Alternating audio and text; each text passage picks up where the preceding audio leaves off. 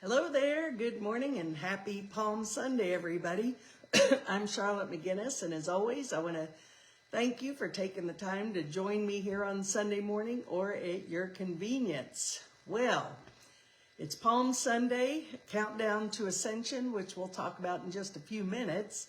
But before we go there, I'd like to just remind you that the prayer ministry is here to support you, or any prayer requests you might have. If you have any, please just email me, text me, go to my website, charlottemcginnis.com, and you can submit your request there. And our team of 100 plus people will immediately hold this request in the highest degree of love for the best outcome for all. So we're here for you, so feel free to tap in. We'd love to support you in that way. Well, moving forward, I did want to remind you, I will be in Jekyll Island next Sunday, Easter Sunday, but I will be doing a conversation. My background may be different. It might be the beach. Whatever background I can find to work, I'll certainly use, but looking forward to a little getaway time with Ellen and my sisters and just chilling and having some fun. So see you next week on the beach. Well, I'm going to start today off with... yesterday was a big day around the world, particularly in the United States, but I know they actually had these events outside the U.S. as well, and the No Kings Day, which have really just grown in momentum and meaning and power, and I like the concept. I'm not really here to oppose or tell anyone how to think. I'm not against anything. I'm for the change I want to see in the world. I am here for peace. And I think that this is the closest thing to aligning with that I've seen in a long time. And I appreciate all those of you that went out there sharing your light, focused on the world you choose to see. And we can just continue to build on that. But maybe, just my thought, instead of No Kings, what do you want? Maybe title it Freedom. Think of something that we can choose to plug into and to put out to the world, that this is what I am for. And No Kings is still opposition. Not judging, just observing, and it's working, so I'm not here to judge by any means. And good morning, Sue Love. Happy Sunday to you. Glad you're here. So, today being Palm Sunday, and I love Easter and the Lenten season and everything that it represents, and the power of the message that Jesus came here to share with us over 2,000 years ago. And if we would have only tuned in and gotten what he came here to teach, taken it into our hearts truly, and live from that, I think that we could transform our lives in an instant. And so we're going to talk about some of what he came here to teach, how we can bring it into our own hearts and our lives, and how we too, by this week, today, Palm Sunday, and Easter, have our own personal ascension. So as we all know, we all have the image. Good morning, Susan Warner. I have regular Susans on here, I think 3. So Susan Warner, good morning. So what I'd like to say is that we can all remember maybe in Sunday school and going to church, the Palm Sunday parades and the idea of Jesus' triumphant entry into Jerusalem. He was definitely a star. People were following him and waving the palms and loving him and Hosanna in the highest and praising him, and deservedly so. He had, up to that point, 33 years of age, led a very holy life. He was a wonderful teacher. He inspired change in who knows how many people in his life. He healed the sick, raised the dead, turned water into wine. The loaves and fishes story fed the multitudes, and the list goes on and on and on and on. And so, yes, he deserved this triumphant accolade as he entered Jerusalem. Well, the things kind of turned around there a little bit. And we're going to talk about that. But just put in your mind, good morning, Janet. Happy Sunday to you as well. So here's Jesus coming in, representing, inspiration, reflection, faith, and hope. And, everyone was uplifted and inspired, but things turned around pretty quickly. We're going to go into that commentary in just a minute. Good morning, Molly. Happy to see you. And we're going to talk about that and how we can take that into our own lives and our own hearts. And I think we've all experienced much of what Jesus came here to teach us, and that we too can overcome the world. We too can resurrect from fear to love, from death to eternal life, if we choose to follow the path he showed us. He came here to teach us. And so going back a little bit, and Susan, I want to give you, Susan Warner, Susan W., I want to give you a thank you for sharing so freely these beautiful Lenten messages, which I've been putting out to the prayer team and a few others. And it's just the Lenten season, which begins on Ash Wednesday, is a 40-day process, 40-day journey for us to go to really face our fear, face our darkness. Jesus 40 days in the desert where he really faced temptation and his, the devil, Satan, the ego was in his face, trying to pull him back in and make his fears real and to diminish the light within. Well, I feel that we too can relate to this as human beings here, as followers of Jesus, and to learn from his message. And we're faced every moment. We've got temptations, programs, belief systems. We got mean people, whatever it is, what we think is mean people, that are always sitting here tempting us, trying to distract us, pull us away from the light, right? Well, the 40-day period of fasting is really about abstaining from thoughts of fear, plugging into the vibration of love rather than the ego, and relinquishing judgment, seeing where we still have some healing to do on our own hearts and where we can offer forgiveness. And ultimately, I have to always throw in the true forgiveness is all forgiveness being self-forgiveness. And by that, if there's really nothing to forgive. The only reason I would ever have a need to forgive would be because I've judged something that's not even real. So and if we relinquish our judgment and purify our own hearts, we begin to see the world through the lens of love, of Christ, rather than the lens of fear.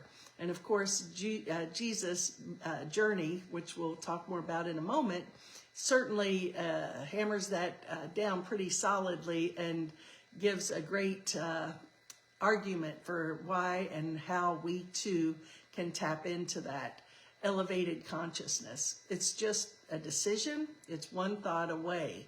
So moving forward, I love Easter. I love all that it stands for. And I mean, I love, even the ritual of, maybe it doesn't really have anything to do necessarily with what we're talking about here today, but kids love Easter and waking up to that Easter basket and the candy and maybe the stuffed bunny rabbits and of course spring, the flowers around Easter time is when things start to look beautiful and things start to turn green again. We're coming out of the darkness into the light. We're moving into more light and everything that spring and Easter represents is inspiring and uplifting.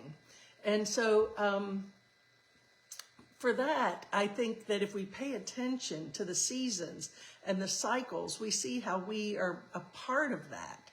And going back to, many of the sacred sites throughout the world, and I've mentioned this before, maybe you could say the pyramids of Egypt, Machu Picchu, Newgrange in Ireland,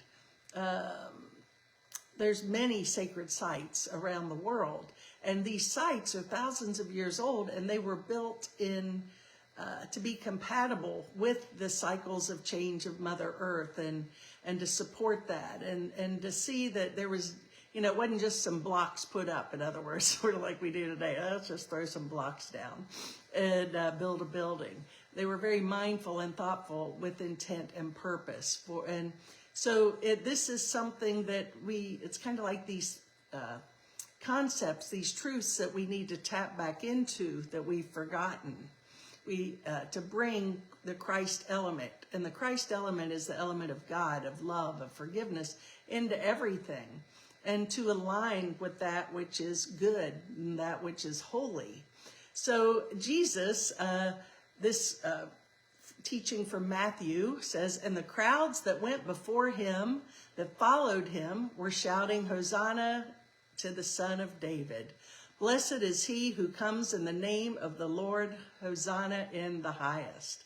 And yes, he was welcomed with the greatest accolades and reverence, and I just picture him on that donkey in his white robe and his the palm fronds, and the entry, and how the energy must have just been palpable and so powerful. So Palm Sunday, we're talking about Holy Week here, today being the beginning, Palm Sunday, and of course next Sunday, Easter, the resurrection. And so this week between Palm Sunday and Easter is really an opportunity for us to go deep. And it's observed by many as a time to devote to the Passion of Jesus. It commemorates the last week of Jesus' life, including significant days such as Maundy, Thursday, Good Friday, Holy Saturday. And it's marked by special solemnity and various religious observances reflecting on events ending in his crucifixion and resurrection. So wow, what a 7 days that we have ahead of us. And if you really follow that and reflect in your own heart, we too can be transformed greatly by the experience. But where I'm going to focus, we'll talk more about Easter and resurrection next week, because this is a countdown, a preparation. But I want to get into Maundy, Thursday, the power and the significance of that, and of course, the Last Supper, the betrayal, and everything that led up to the crucifixion. And so we're going to go there and talk about it. So Maundy, Thursday, let's start there. It's the Christian observance commemorating Jesus' Last Supper and washing his disciples' feet, and his commandment to love one another. So it's also called Holy Thursday, whatever you choose to call it, but Maundy, Thursday is more the Christian context of it. So his message as he's washing his disciples' feet is, a new commandment I give to you. And I know that you all know that, and what this commandment is, to love one another. And I think that this emphasizes humility, service, and sacrificial love. And of course, here's Jesus, the Holy One, the one on the perceived pedestal, which he never intended. He's our elder brother, teacher, and friend. He came with a divine message in his heart and lived by that. But he came to demonstrate what is possible for all of us. And so as he's washing humbly his disciples' feet, he has one message: to love one another. Well, these 2,000 years ago, 2,026 years ago, this message still holds its power today. And I've looked over the time of my life, and with gratitude I see for my own growth and the growth of so many people I know, and I think people are waking up and realizing there's got to be a better way and a different way to be in the world, and we too can choose to overcome the conflicts and the fear and all the craziness that's happening in the world, but we have to be willing to do this simple request from Jesus: love one another. And that doesn't mean love the people who are nice to you, and love the people who are generous, and love the people who are in the box of how I want them to behave. But love one another means no exemptions or exceptions. And I think if we really want to, we're in this world, this planet Earth, geez, I mean, talk about, hey, Sue Love, talk about a process. I mean, our Mother Earth and all the souls on the earth, we are going through a major transformation, ascension process. And I don't think there's one person on the planet that's not feeling the eruption of something. I mean, you know, we're in many wars. If you looked at the what's happening from the ego's eyes and tried to fix it, it would seem overwhelming, fearful. This world is a scary place by the ego's judgment. But what's the message? How can we transform? How can we unplug from the matrix of duality and fear? How can we overcome the world, which is really what Jesus did when he, good morning, Laura, happy Sunday. So how do we do this? Well, it's quite simple. Love one another.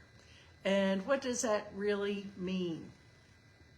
Well, it's not necessarily the love that we have been programmed, and love being conditional based on, well, as I said a minute ago, as long as you stay in the box and act like I want you to act and do what I want you to do and so on and so forth, then I'm going to love you. But once you step out of that box, forget it, you're toast. And so really unconditional love, the love of God, agape love, is unconditional, meaning that we're seeing beyond my needs, my judgment, and seeing, not judging the behavior and action of anything, and not putting meaning to anything. As A Course in Miracles says, I've given everything all the meaning it has. So once I can begin to see beyond the judgments I've laid upon a person or the world and see the light within them, guess what? I'm releasing the bondage of that person from being in prison to letting them be free. And I understand from many years of contemplating and studying that that every soul is playing a role that is here to teach us and to bring us to a higher level of awareness. And when you sort of look at this as classroom earth, it's easier to forgive. And you recognize, oh, that person, no, they're a child of God too, but they're just here to teach me a bigger lesson. So my triggers are my blessings. So one of the things, you know, leading up to this whole event of Jesus, of Holy Week, you know, Palm Sunday, Triumphant Entry, then we've got Maundy, Thursday, and washing the disciples' feet and love one another. And then before as we went into the Last Supper, wasn't it interesting that Jesus, he knew, I believe that he was so tuned in to the voice of God, which we too can be tuned into. The more we keep our eye on the light rather than the fear, surrender our thoughts, feelings, and emotions to God rather than the ego, I begin to be more intuitive, more knowing. And I'm not talking for or against, but it's not the psychic tarot type intuitive, although those work for some, but it's really just being clear with purpose and know that what we're really here to be and do. So at the Last Supper, Jesus was with his disciples and knew that he was going to be betrayed. He knew the power of his life and the process of this Holy Week and what led up to it. And he said, one of you will betray me. One of you will deny me, right? Remember? So it was Judas who handed him over to the priest, the chief priest, as they call him, interesting priest, for 30 pieces of silver. And Jesus said, one of you will betray me. And yes, that was true. So the betrayal, going back a little bit, occurred during the Passover festival, when the chief priests and teachers of the law sought a way to arrest Jesus out of fear of the people. And you know, I want to stop there for a minute. First of all, chief priests and the fear of the people. Well, that to me in itself is very telling, and maybe something, because I always like to relate Jesus' life to our life and see where it parallels and how we can use it. I will say that as we all move more towards the light, live more from love, it's sometimes it's our light that repels and scares people. And so I believe that Jesus, when he walked the earth, he was so filled with light and love and gifts of the Spirit, and all of these things are available to us. But, you know, even Jesus, who was really the embodiment of God, the embodiment of love, walking this world, look what his outcome was. Now, the good news is that he resurrected, which we're going to talk about more next week. But he went through the, you know, purification, the crucifixion, and that all led up to the resurrection, and all had a purpose. But as I don't mean to digress, but as we too shine our light, it can be very threatening and fearful to those who are still in the darkness. All I can say is, and sometimes the dark wants to even more take you down. So just understand that the more we identify with our Christ light, live from that, walk in that energy, that no matter what, it's okay, because the truth of us is our light, our soul, our spirit, and it's eternal. And the body is just here as a teaching device, and we're here to express love in every moment as best we can. So here they are. So here's these priests who paid Judas off 30 coins, 30 silver coins, and he was willing to give up that because for 30 coins. And I think that too is a representation of maybe how we can relate to it now is the greed. And we're willing to, so many people, it's again, not from judgment, but just from recognition. And we've all sold our soul probably for less in some respects. And thinking that that's going to give us, oh, those 30 coins or this degree or whatever it is, this new relationship, name it. We all know it, right? So we're selling our soul to that which is really meaningless, but we think that's going to do something for us, right? So Satan, at that moment when he made that shift of hand or that transaction for the 30 coins, Satan, or the ego, Satan is, what's Satan's purpose? Well, Satan is actually the ego. And what is the ego here? To keep us in the illusion of fear, to keep us judging, to keep us in the illusion, in the dream of hell, really. So at that moment, Satan entered Judas' consciousness, prompting him to approach the priest, and at that time they arranged how this was going to play out. And so how did this play out? Well, Judas carefully watched for an opportunity to hand Jesus over when the crowd was demonstrating in his actions. So, you know, here now everyone's revved up. They're hating Jesus. And Judas was, how did he do this? Well, he betrayed with a kiss, right? Judas identified Jesus to the arresting party with a kiss in the Garden of Gethsemane.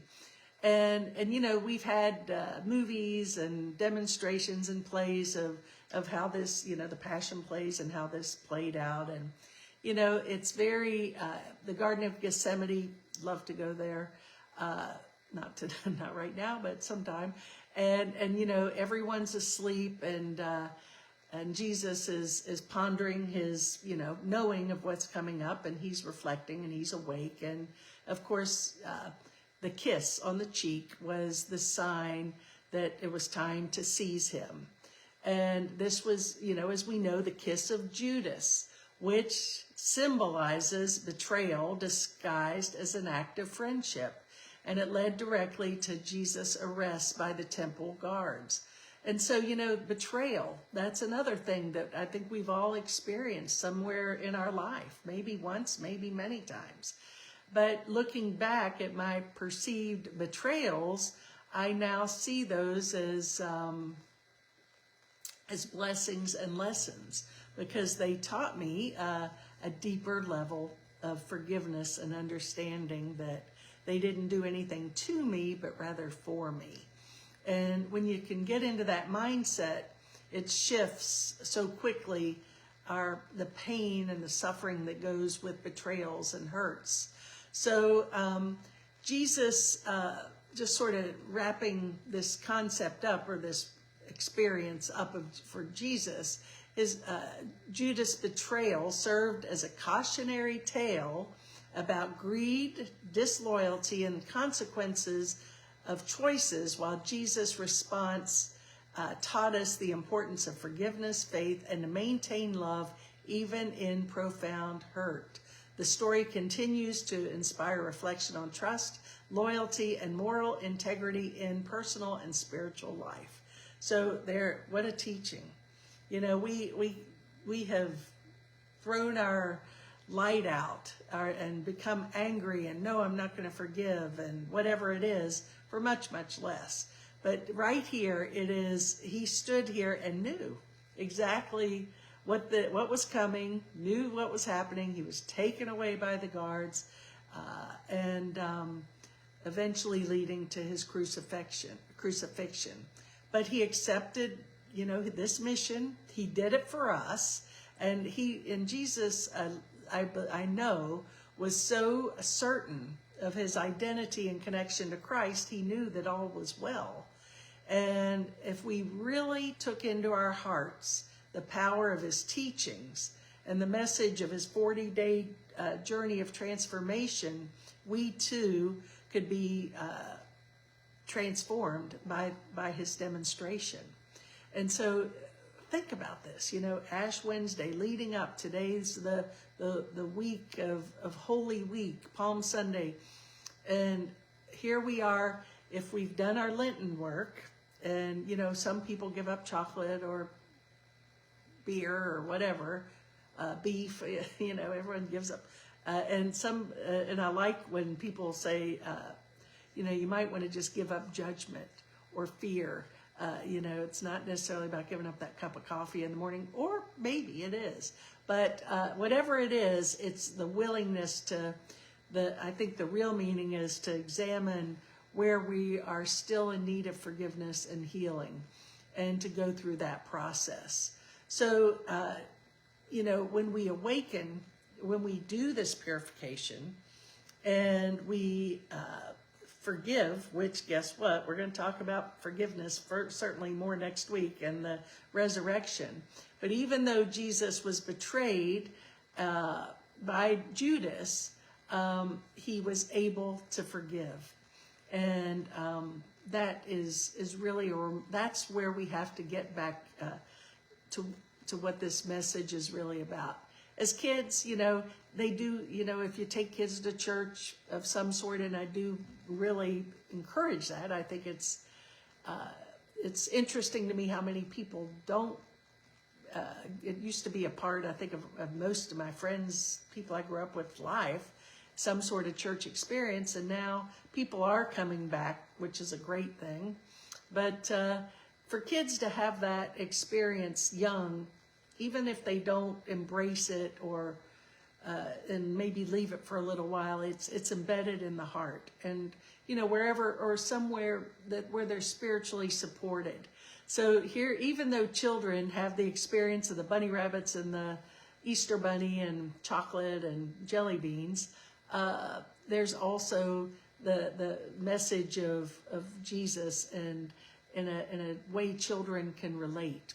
And so it is important to, I think, keep your kids in the understanding of what Jesus came here to represent.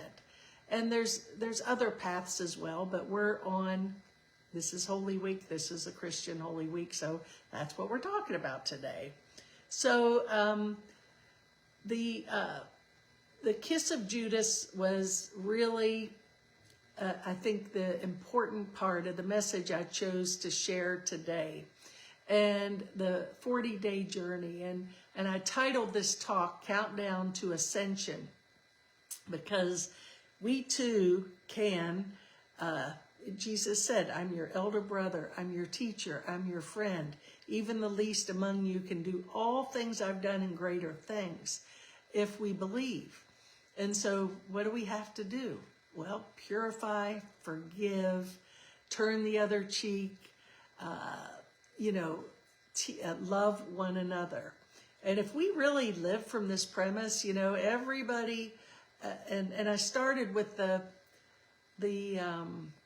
No Kings rallies, and I'm ambivalent about that. I can respect and I do appreciate, because I know the sincerity of people's purpose in that. So I'm not demeaning it at all. But, love one another, including those who don't think like us, don't act like us. We don't like what they're doing. If we could really go even deeper. And I believe we're on our way. And there's more light coming in. And those No Kings rallies are bringing in light. But what if we were here to just, wouldn't it be cool to have, the monks, I think, demonstrated it so beautifully. They didn't, carry banners, no kings and this and that. They just walked peacefully in their heart, just blessing the world with every step. No agenda, no judgment. And I think that is the highest gift we can bring into every moment of our lives. And if we really want to see this world transformed from chaos and fear and death and destruction to love, we have to take responsibility for ourselves. And it's one step at a time, one thought at a time, one act of forgiveness at a time will literally transform the world in a way that we can't even imagine. Because the mind of God is so much bigger, greater than anything we can imagine. And yet we throw it away because I think I know better. And because I'm afraid if I'm afraid if this doesn't happen, then I'm going to die. That's the final worst thing, right? And the enlightened way to see, Jesus knew what was going to happen. He knew he was going to die. But you know what? He knew he was eternal, and he knew exactly the truth of who he was, and should call a different name like you suggested. Leave politics out. Focus on peace among us all. Yep, that's what I'm saying, Janet. Let's think up a name instead of No Kings. And so thank you, Susan. And I kind of got 4 Susans. I guess this is a Susan show here, 4 different Susans every week. So, but it's just a different way to be and act in the world. And I'd like to, just say, so offer us the prompting that, so how are we going to live this week as a countdown to our ascension, and or are we going to keep the status quo and still, carry those signs and get upset, and we all do it. Look, I'm not just because I'm pointing this out saying I don't get caught up in my triggers, because I do, but I'm grateful that I recognize them as what they are. So, and do my best to transform those, because this jazzes me up. This excites me, because it's like, wow, you know what? This is possible. Not only can I overcome this world, and you can overcome this world, but by loving one another and living from a greater degree of love than we have in the past, we can't even imagine what's possible. Except Ascension is that we don't die. We live eternally. We live in oneness, unity, and peace. and compassion and love, and we truly can see beyond all the judgments, all the fear, and just see every soul as who they are, which is a divine child of God. So, this is the day that the Lord hath made. If I had a church, if we were in a physical building, we'd be singing, this is the day, right? This is the day that the Lord hath made. Let us rejoice and be glad in it. So let's do our work this week, everybody. I'll see you next week from Jekyll Island. And in the meantime, peace and be well and much love. Take care. Namaste.